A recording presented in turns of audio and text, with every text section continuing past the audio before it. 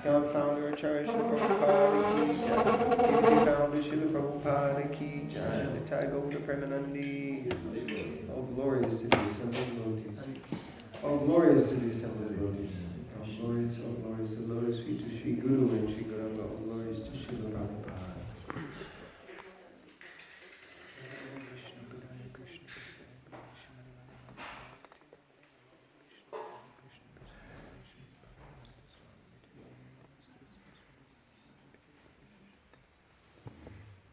Hare Krishna, everyone.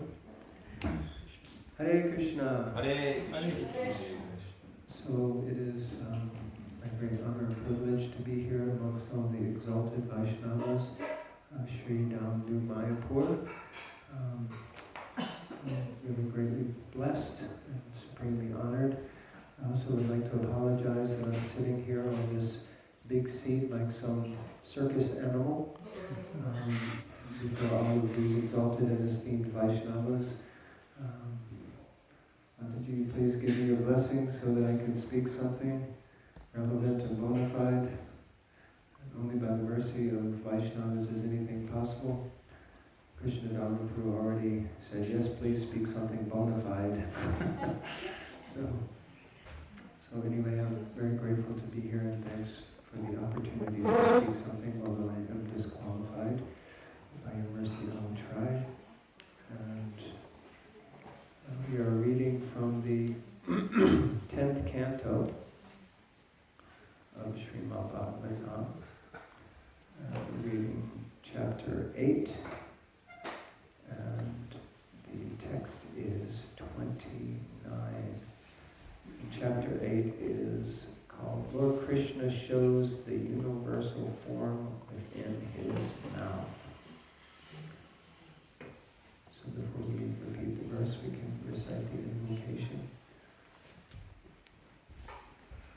Om Namo Bhagavate Vasudevaya. Om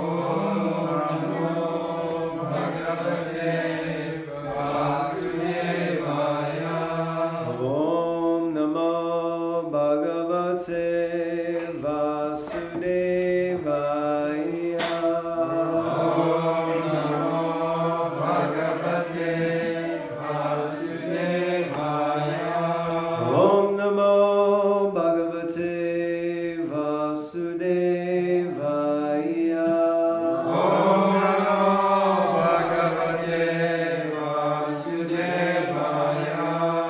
Vatsan Manchan Kvachit Asamaya Krusha Sanjatya Saha. Vatsan Manchan Kvachit Asamaya Krusha Sanjatya Saha. Steyam Svajatyatha Dharipaya Kalpita Steya Yogai. Steyam Svajatyatha Dharipaya Kalpita Steya Yogai. Markan Bokshan Vibhajati Sachinnati Bandam Binati. Markan Bokshan Vibhajati Sachinnati Bandam Binati. Dravyalabhe Sangriha Kupito Yat Pakroshyatokan. Dravyalabhe Sangriha Kupito Yat Pakroshyatokan. I don't know if anyone else knows a different meter, but I tried several. It doesn't work.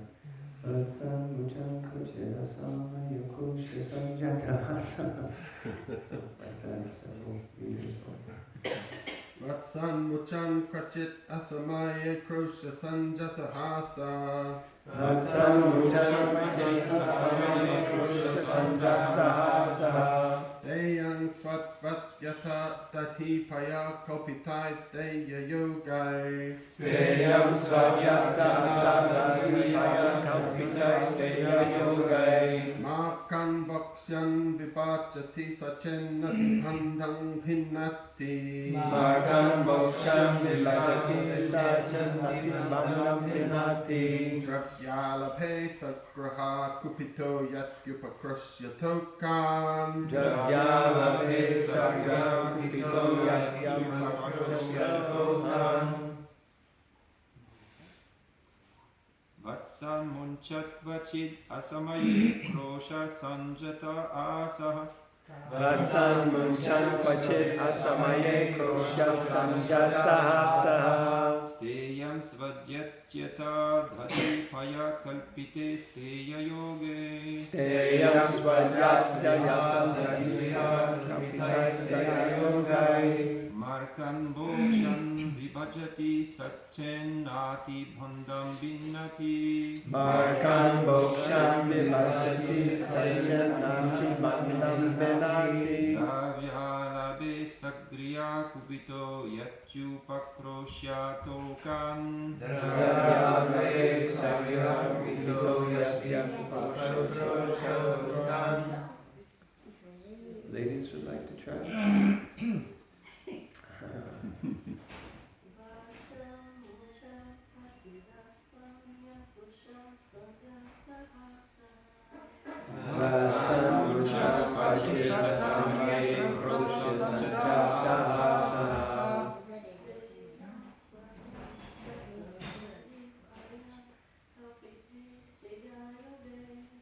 Steyam svajatya dalivaya kalpitai steya yogai.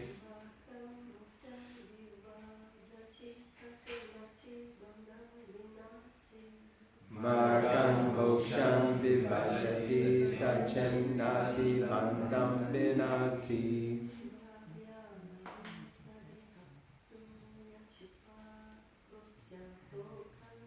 Dravyalape sagrahakupito yatya pakshotrosham.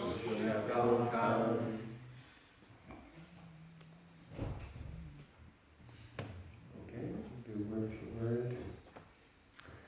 Vatsan, the calves.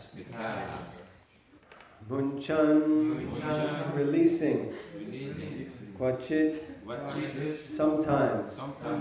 Asamaye, at odd times. Krosha sanjata hasaha. After this, when the head of the house is angry, Krishna begins to smile. Steyam, obtained by stealing. Swadu, very tasteful. Ati, eats. Ata, thus. Dadipaya, pot of curd and milk. Kalpitahai, devised. Steya yogai, by some sort of stealing process. Markan, to the monkeys. Bokshan, giving to eat. Vibhajati, divides their portion. Saha, the monkey. Chet, if. Na, not. Ati, eats. Bandam, the pot. Binati, he breaks. Dravya alabe, when eatables are unavailable, or he cannot find such pots. Sagriha kupitaha, he becomes angry. At the residence of the house. Yati, he goes away. Upakrosha, irritating and pinching. Tokan, the small children. Sounds like we're going to have a CPO issue here with Krishna. So we'll read the translation and purport by His Divine Grace, A.C. Bhaktivedanta Swami Prabhupada, Srila Prabhupada Ki Jai. Our dear friend Yashoda, your son sometimes comes to our houses before the milking of the cows and releases the calves. And when the master of the house becomes angry, your son merely smiles. Sometimes he devises some process by which he steals palatable curd, butter, and milk, which he then eats and drinks. When the monkeys assemble, he divides it with them. And when the monkeys have their bellies so full that they won't take anymore, he breaks the pots. Sometimes, if he gets no opportunity to steal butter or milk from a house, he will be angry at the householders. And for his revenge, he will agitate the small children by pinching them. Then, when the children begin to cry, Krishna will just go away. Shri Krishna Bhagavan Ki. Jaya. Purport by his divine grace. The narration of Krishna's naughty childhood activities would be presented to Mother Yashoda in the form of complaints. Sometimes Krishna would enter the house of a neighbor, and if he found no one there, he would release the calves before the time for the cows to be milked. Thought I saw Navacharya Prabhu here a minute ago, but he would know. Oh, he is here, yeah. How would you like that, Prabhu?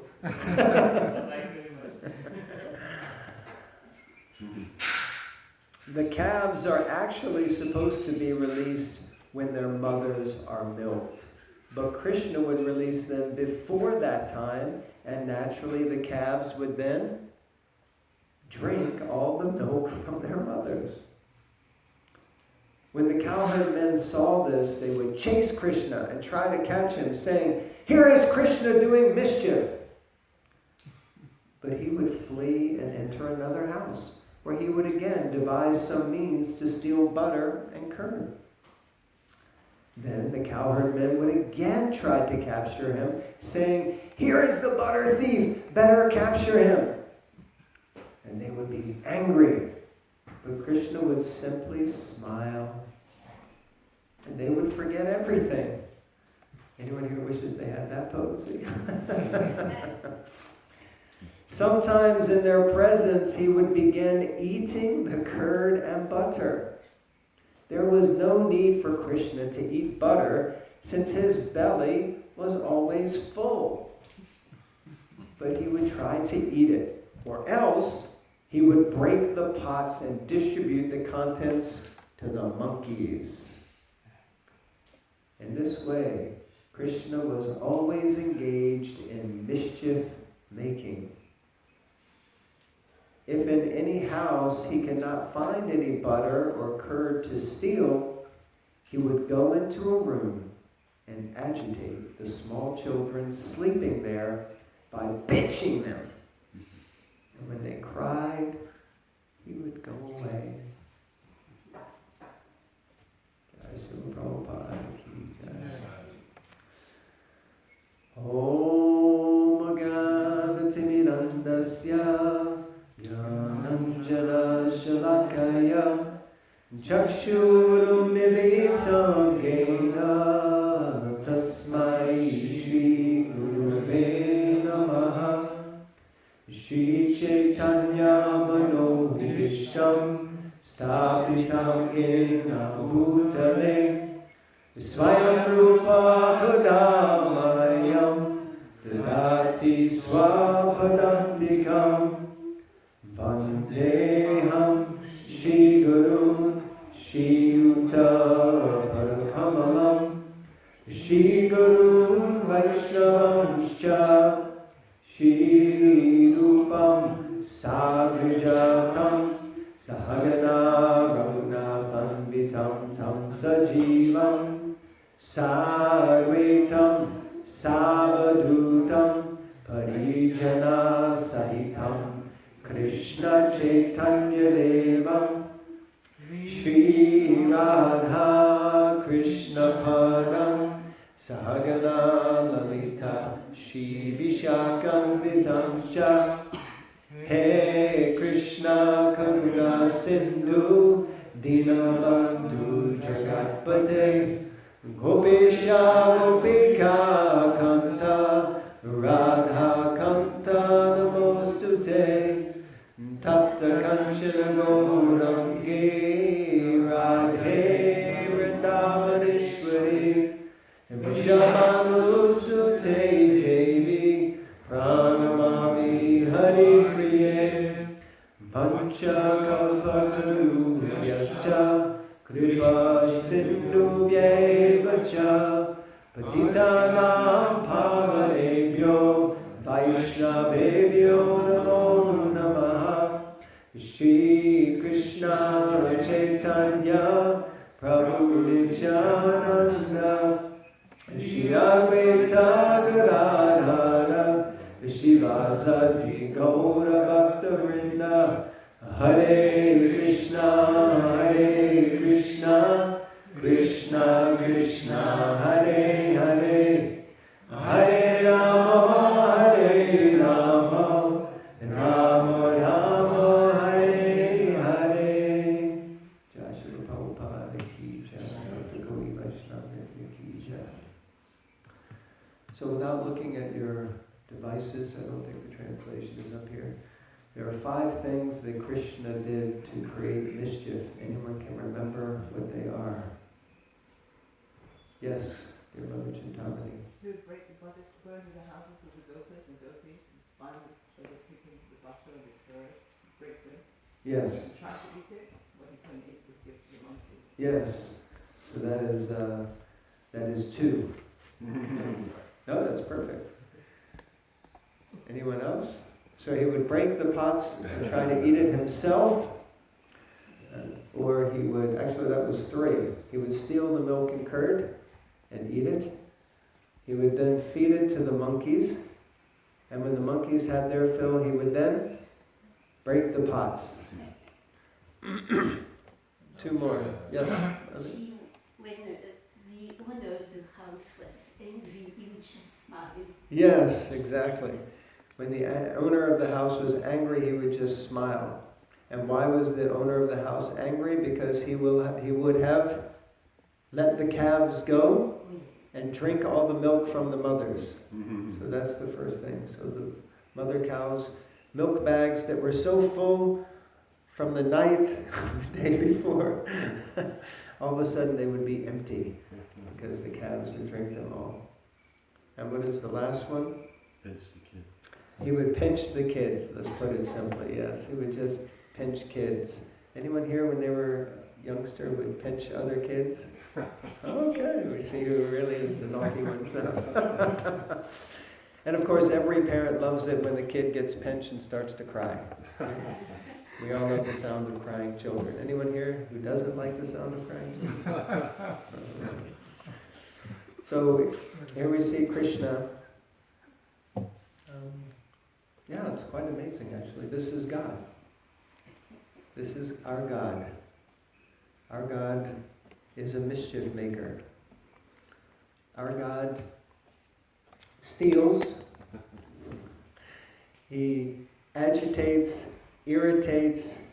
In English, he winds people up. And he just smiles as if,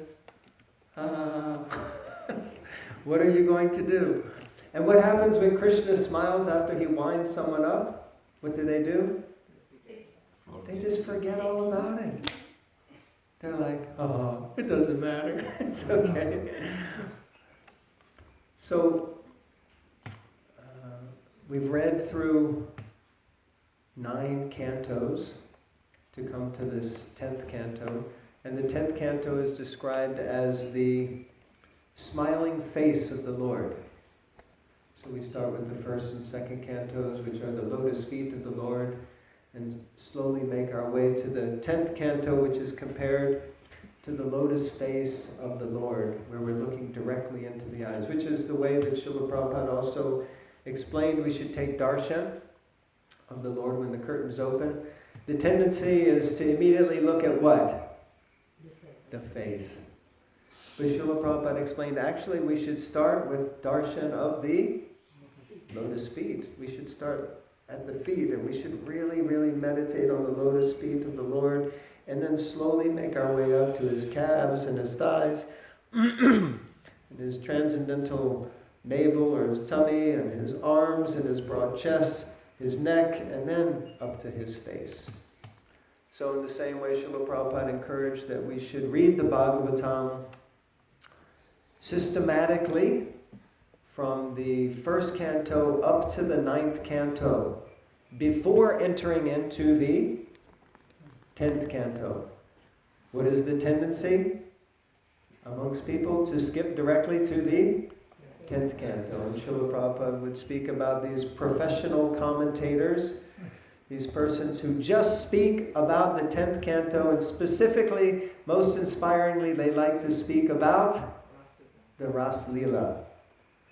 So they go straight to the nectar, you could say. They go straight to the nectar, and they expound that nectar to the people. But Srila Prabhupada encouraged, warned even. But he gave a benediction.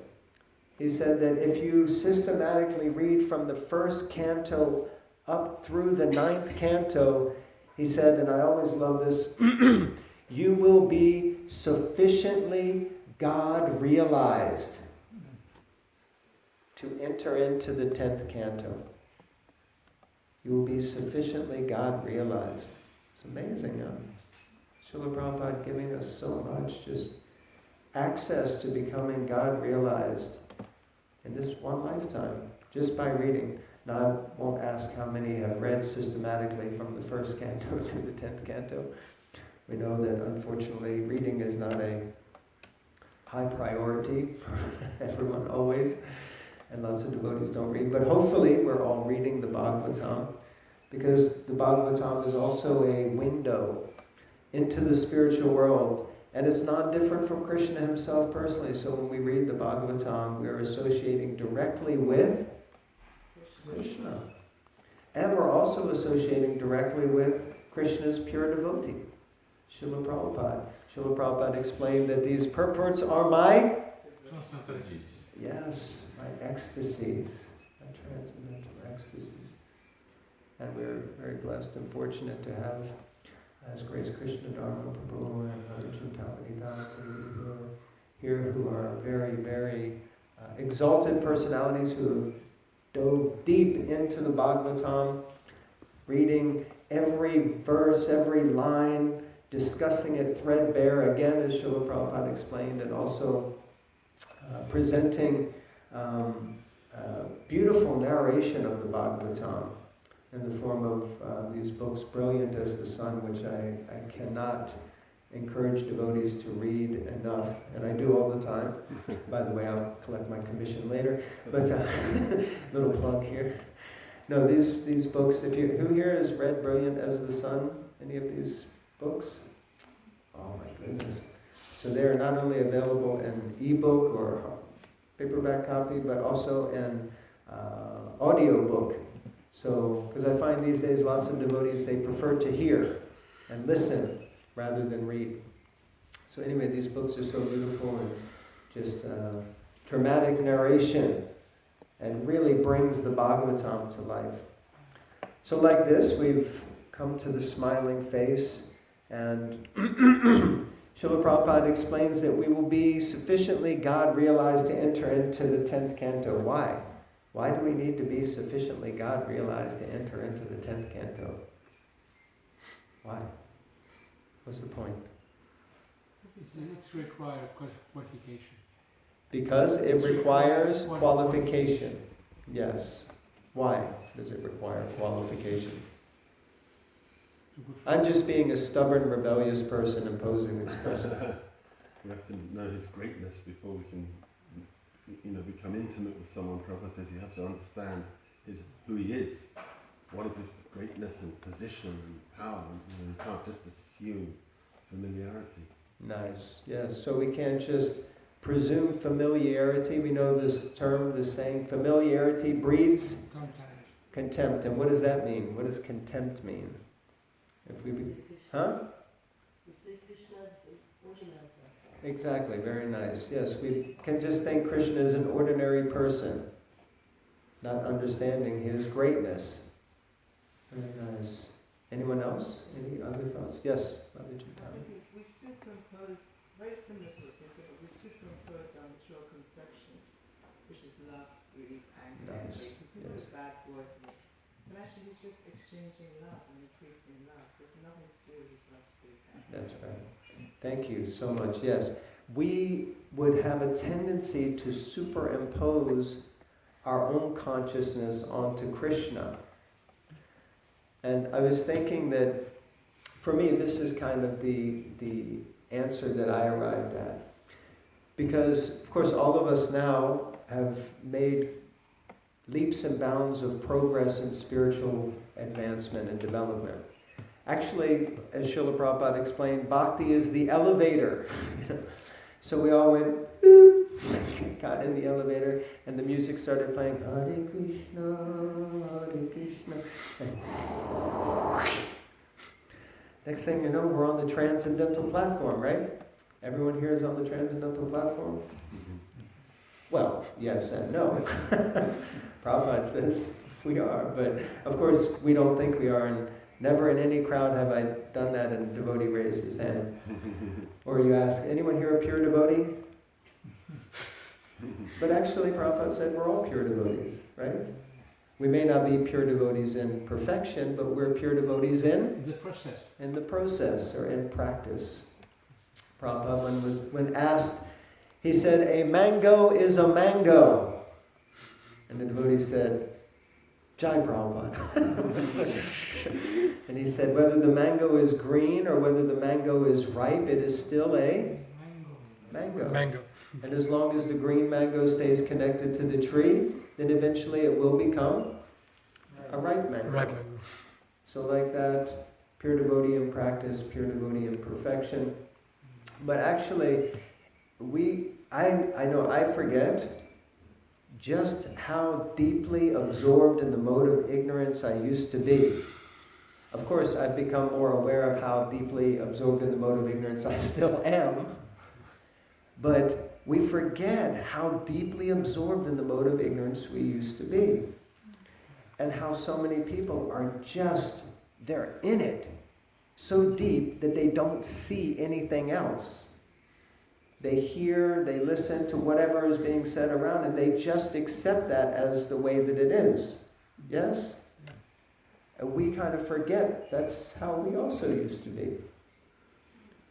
We just were really so absorbed. So people, when they hear about Krishna, if you go on book distribution or Sankirtan, sometimes people will just say, what is this? They can't see it. They can't understand it. It doesn't make any sense to them because they're so deeply covered by the mode of ignorance. So if someone just picks up and starts to read Bhagavatam, they may immediately think this Krishna, he is some sort of a debauchee. Even we hear people say like that. Even people from India say like that. I remember I met one man on the street and he said, no, I don't worship this Krishna. He is just a debauchee. What man dances with another man's wives in the forest in the middle of the night? And today we're reading this pastime, and I was thinking, if I didn't know a little bit about Krishna, I would just think, what is this? Who is this? Why are you glorifying Krishna? This little kid. He's a thief. He's basically a thief. I mean, Krishna, our God. We glorify him as muck and chore, right? Which means he is the chore. He is the thief of butter. He's the butter thief. I remember in Soho we had some devotees, they used to go down in the restaurant, because when you're a new brahmachari and you're trying to chant japa for an hour and 45 minutes, sometimes you need some help. And they would go down and steal cakes. You remember, right? I used to be one of them, probably. And you have to get like some sustenance to get you through, you know. And then sometimes you would try to correct the devotees. No, you can't take the prasad from the cooler. This is to be sold in the restaurant tomorrow. And they would say, Krishna's a thief. But Krishna is a thief. Our God is a thief, so why can't I also steal? Of course, Prabhupada did say to steal Mahaprasad is, it's allowed, it's bona fide.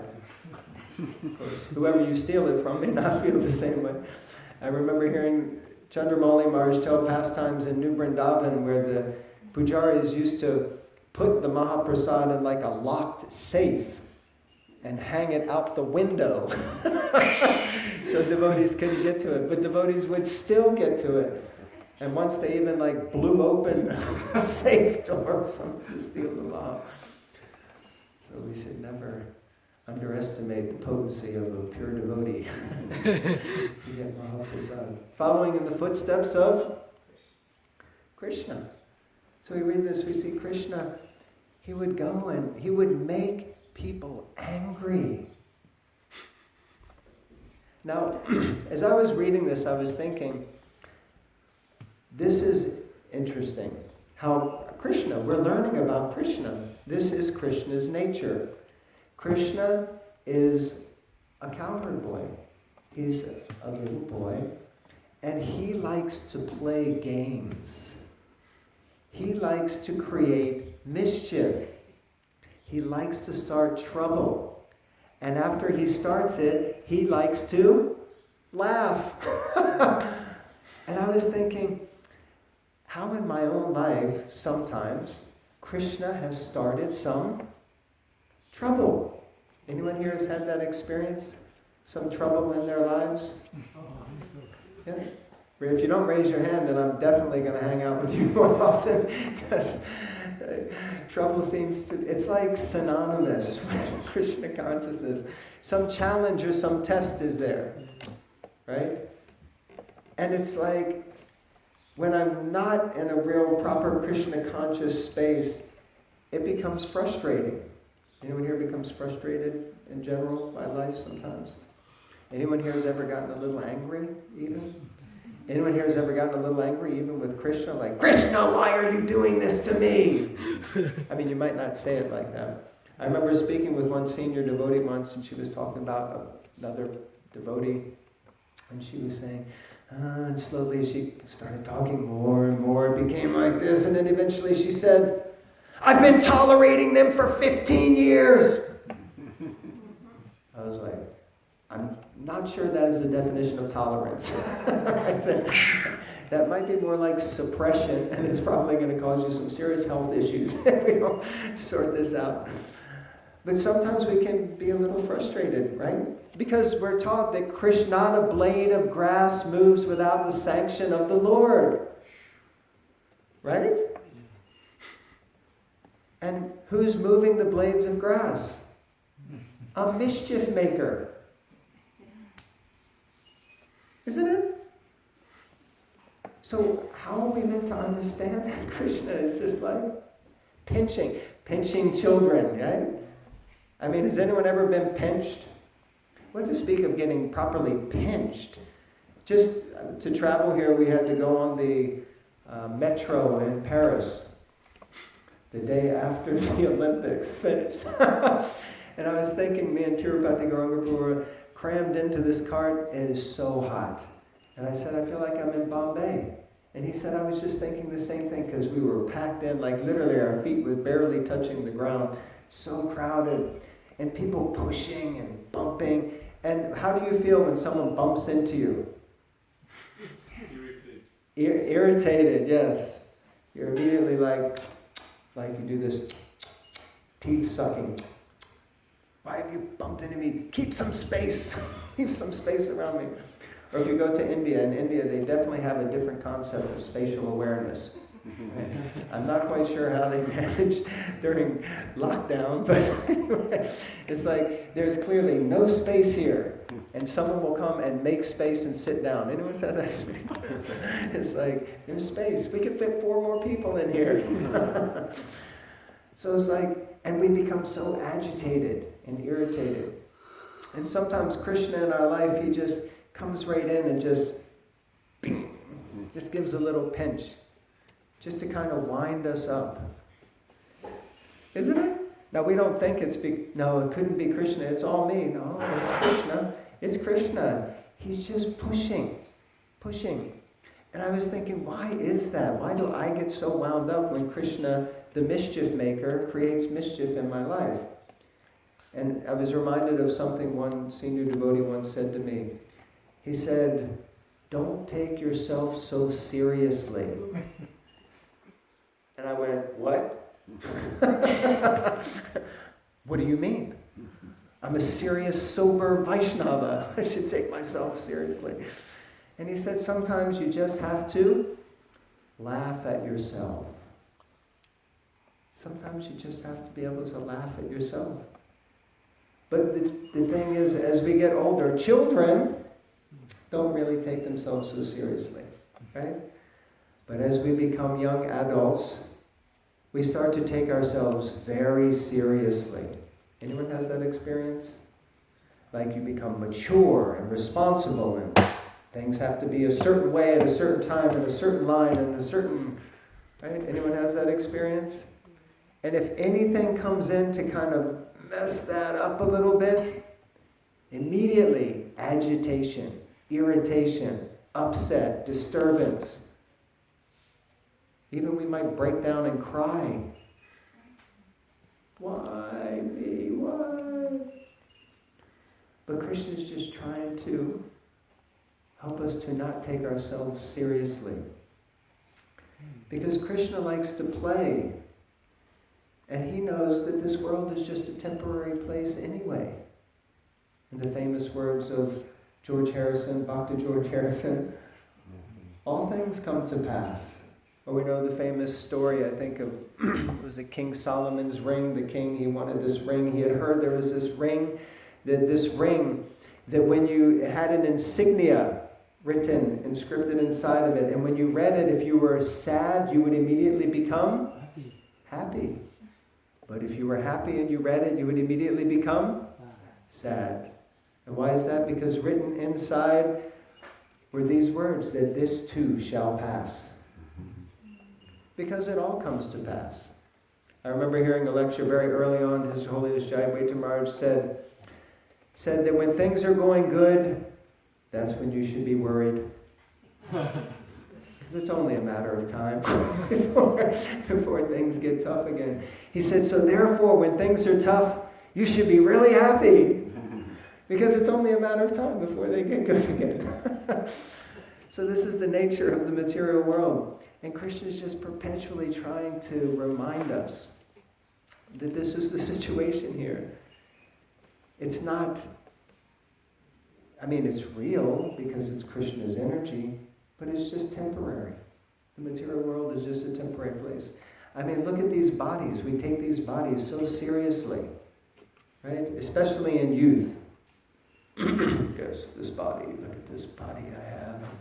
We look in the mirror and we think, But as you get older, you start to get a few wrinkles here and a few wrinkles here, like these lines. I don't know why, they won't go away. They're like, start to squish down and the body starts, and it's just, you realize this body is just a broken machine. It's just breaking down. And as Prabhupada said, we have to make the best use of a bad bargain. But yet we take ourselves so seriously. But Krishna is a little blue cowherd boy, and he just likes to have fun. And so therefore sometimes he just wants us to laugh and actually have fun and not take it so seriously.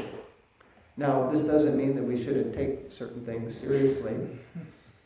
But sometimes we can go beyond the point of being serious. Does that make sense? Like we can be so serious about something that we offend devotees. We become so serious about it that we start shouting or being rude or being aggressive or, because it should be like this. Blah, blah, blah. Meanwhile, the heart of that person is cracking before your eyes, and I'm taking it so seriously. And there may be another way, another approach. So Krishna is like this, and Krishna here is revealing his mischievous pastimes And the residents, they used to come and complain to Mother Yashoda, but they loved complaining about Krishna. They weren't actually upset that Krishna had done this to them, although they were complaining, but they were actually thrilled that Krishna came to my house and broke my pots. The cowherd men were thrilled that Krishna had released my calves. And now I can come and say, that Krishna, he's so naughty. And even the little kids who were crying because Krishna had pinched them were like, so happy Krishna pinched me. Krishna pinched me this time. Yes? Like, I remember hearing once that we hear how Krishna wears shark-shaped earrings. He wears different ornaments. And usually if someone wears an ornament, it makes them look more beautiful. Right? That's the point. You put on beautiful earrings or beautiful necklace or whatever it is. We try to make ourselves look more attractive. But with Krishna, whatever Krishna wears, that becomes more beautiful. So in Krishna's Leela, whatever he does enhances the rasa, enhances the relationship, and that makes him more beautiful. So I was just thinking how we have to really see Krishna acting in our own lives, and sometimes he may bring mischief. He may create mischief in our lives, and we think, why, Krishna, why are you doing this to me? And when we look at Krishna, he just keeps smiling.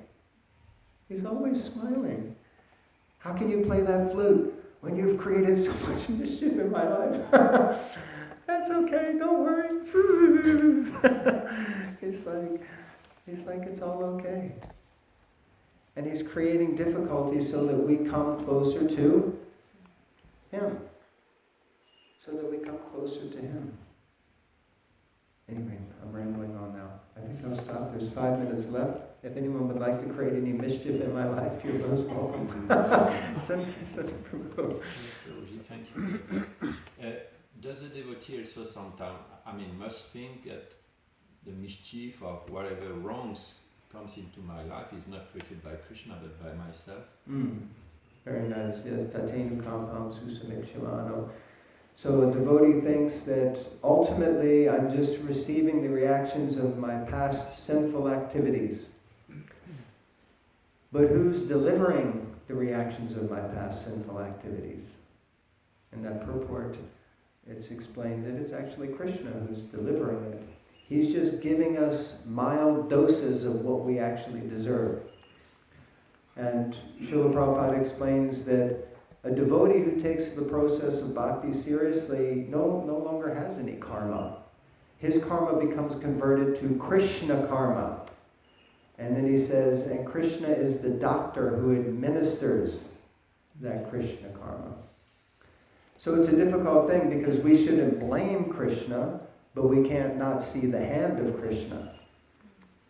And we have to understand, just like the hand of a parent who says, no, you can't do this. Krishna is also saying, no, you can't do that. Did anyone have that when they were young? Their parents used to chastise them or discipline them? I remember crying so badly once to my mother and saying, why are you punishing me? And do you know what she said? It's so amazing. Huh? Thank you. This is the heart of a true mother who has never administered any punishment ever, probably. Yes, she said, because I love you. And I remember just being whatever I was, 6, 7, 8 years old, and that hit me like, my brain just seized up. That doesn't make sense. You don't punish someone because you love them. And I said, but Mom, if you love me, you'll give me candy. If you love me, you'll give me toys.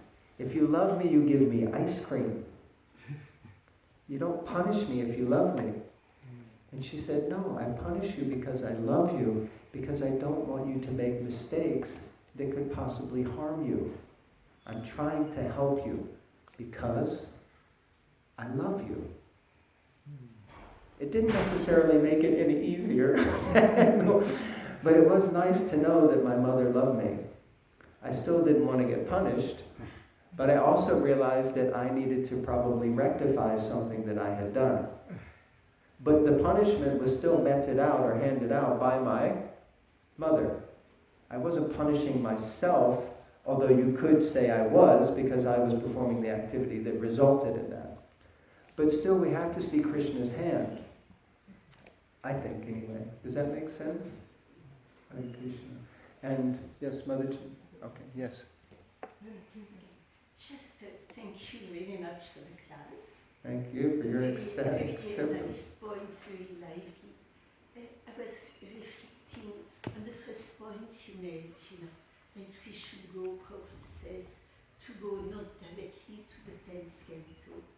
And as you described, people have a tendency, like Srila Bhaktisiddhanta was giving a lecture to some friends of Krishna, and they asked him to talk about Rasa Lila.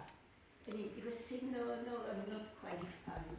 And they asked him again and again and again, and he declined, because actually people have a tendency to imitate and to fall down. Thank you. But at the same time, it's very interesting that Srila Prabhupada thinking he won't have enough time to reach the 10th canto very quickly, although we were very disqualified, gave us in a very pure way Krishna book. And in Krishna book, all these pastimes of the 10th canto are described. And also the love of Srimati Radharani and the gopis, but in a very pure way. And I don't know if you read, it was actually a dream Tamal Krishna Goswami had. And if I have a few minutes, it's really beautiful. He actually went to a hospital in India, and he was going to have a complete anesthesia. During this anesthesia, he had a very, very powerful dream. Then he woke up, and Srila Prabhupada came because he was worrying about him. He told his dream to Srila Prabhupada. He asked him, is that true? And Srila Prabhupada very humbly said, yes, it is true.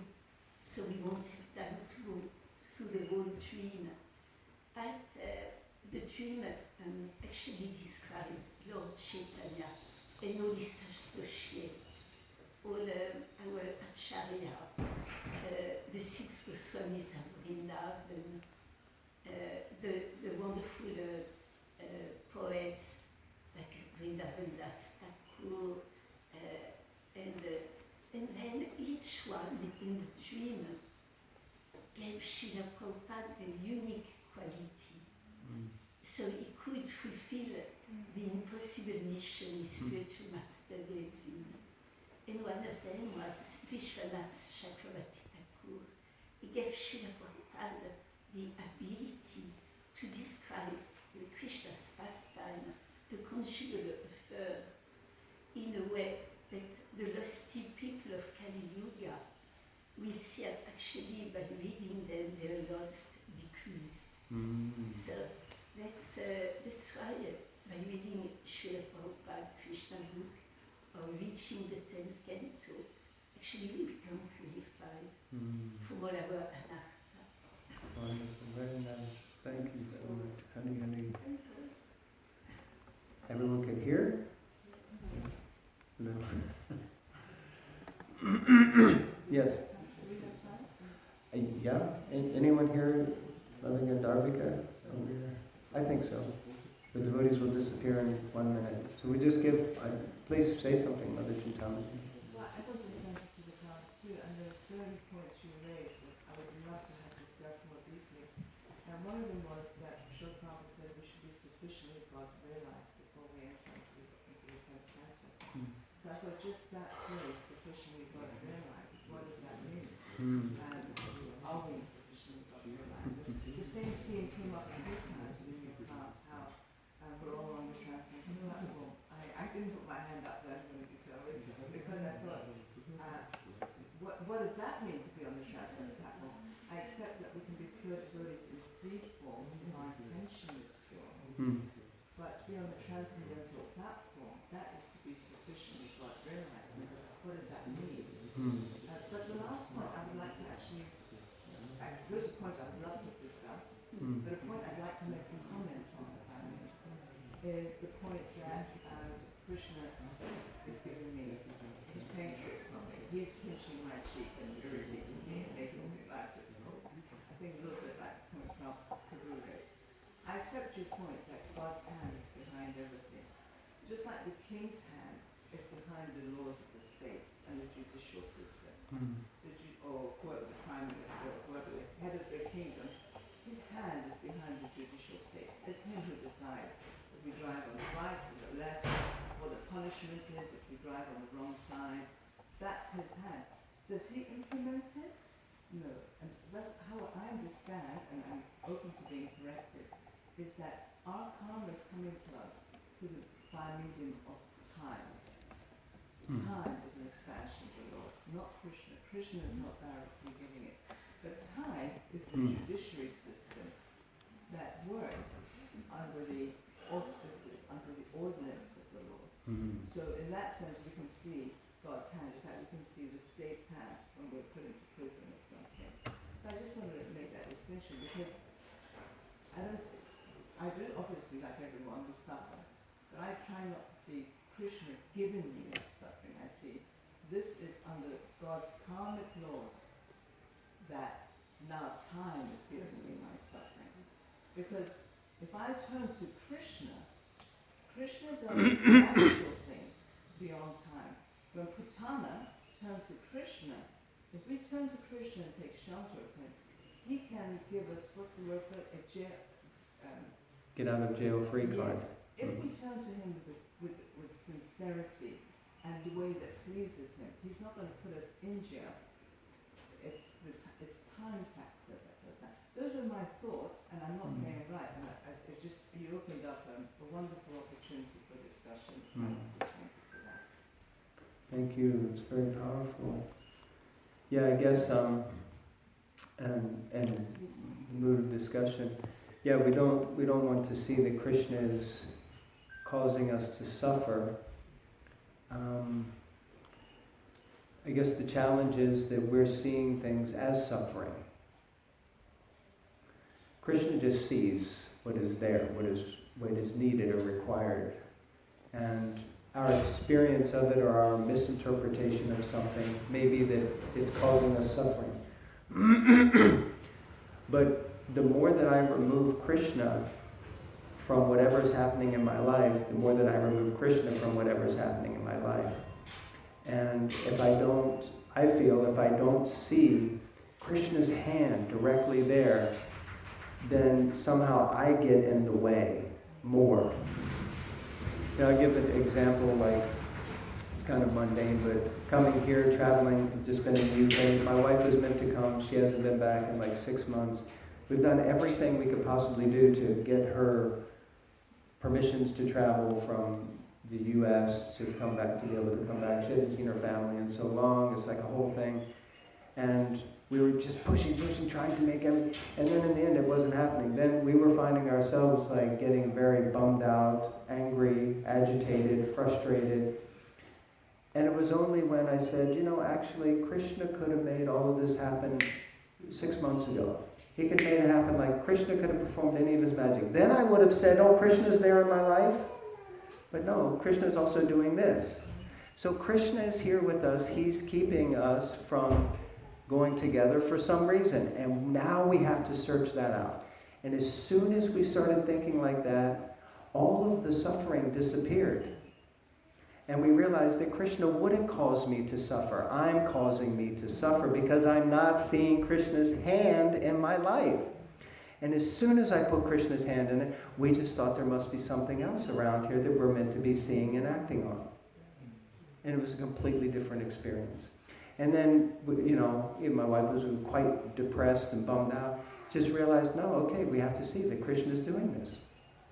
That Krishna, God, the Supreme Personality of Godhead, is in my life and he's manifesting this. Otherwise, he could have made something else happen. There's this famous tennis player, God, I always forget his name, black-body tennis player. He wrote this beautiful poem, I have it written somewhere. But he won Wimbledon. He was like one of the first people to win Wimbledon. And he was a theist, very God-believing person. And then he later, I think, contracted either AIDS through a blood transfusion. What is it? Arthur Ashe, thank you. You know the poem I'm probably referring to. And, basically the poem more or less concludes with, when I was holding up the cup in Wimbledon, kissing the cup because I had won Wimbledon, I was thinking, God's in my life now, but now that I'm lying on a bed about to give up my body, about to die, I think, God, where are you? He's like, no, God was always there and he's here now. He's always there. So he gave me the gift to get the Wimbledon Cup and he gave me the gift to also leave this world. He's there and all. It's a whole different thing. But I totally get your point. We shouldn't blame Krishna for our suffering. But our suffering isn't from Krishna. It's from us. We see suffering. We experience it as suffering because we're not seeing Krishna in it. That's the way I feel. I mean, that's my experience. But I get your point. Yes, Mother. Just one realization. If you sometimes you say that you need to become, our heart needs to become like butter. And I think about like this Krishna can steal our heart. Yes. If we become like butter. Soft, yes. Thank you. Hare Krishna. I think it's definitely time to finish because everyone is going for the butter. Krantara Srimad Bhagavatam ki jai, Mantra Kodi Vaishnava Vrinda ki jai, Nitai Gaura Premanandi, Hari Hari.